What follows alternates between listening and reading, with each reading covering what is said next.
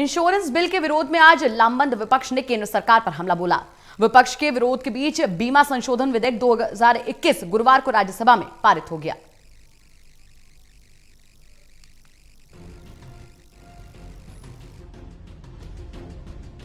बीमा सेक्टर में एफडीआई को 74% तक करने के प्रावधान के राज्यसभा में पारित होने को लेकर लामबंद विपक्ष ने अपनी कड़ी आपत्ति दर्ज कराई है।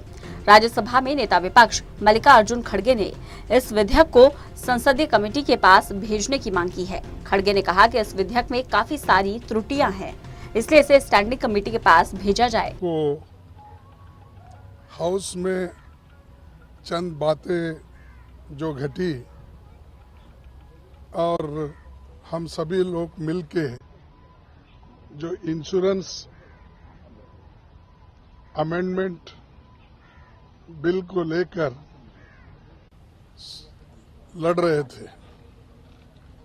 हमारा मकसद एक ही था, जो इंश्योरेंस बिल लाया गया है उसमें बहुत से खामियां हैं, तो इसीलिए हम ये चाहते थे कि इस बिल को स्टैंडिंग कमेटी को भेजना चाहिए। मल्लिकार्जुन खड़गे ने कहा कि केंद्र सरकार ने इस विधेयक में जो प्रावधान दिए हैं वो विदेशियों को बीमा सेक्टर में मालिकाना हक देने वाला है। खड़गे ने पीएम मोदी पर तंज कसते हुए कहा, अगर एफडीआई आता है तो मोदी जी द्वारा गुजरात में लोगों की मदद करने के लिए एक वेस्ट इंडिया कंपनी लाई जाएगी। इस दौरान विपक्ष के अन्य नेताओं ने भी इंश्योरेंस बिल को लेकर केंद्र सरकार पर हमला बोला।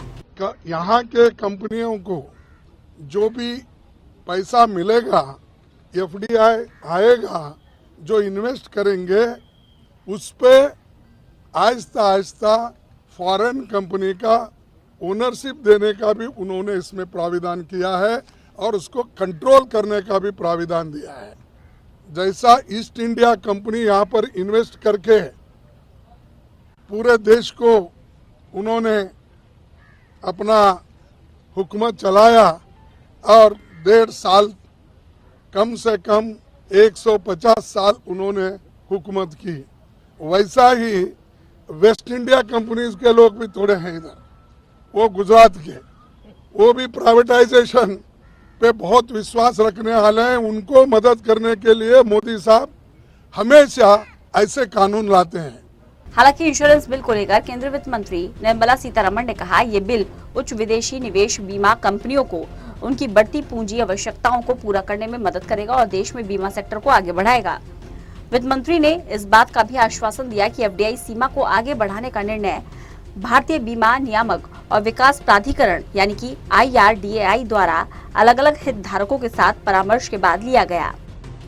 इससे पहले विपक्ष के विरोध के बीच बीमा संशोधन विधेयक गुरुवार को राज्यसभा से पारित हो गया। वॉइस वोट के साथ इस विधेयक को पारित किया गया। विधेयक में ये प्रावधान है कि बीमा सेक्टर में एफडीआई को 74% किया जाए, जो अभी 49% है।